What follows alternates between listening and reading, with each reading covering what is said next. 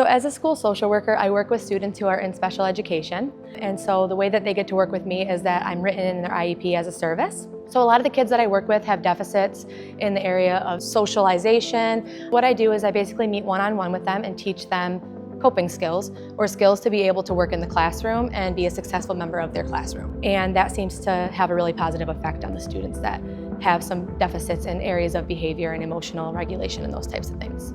It's amazing to see the growth, throughout the years, and just makes me really proud to be able to see that.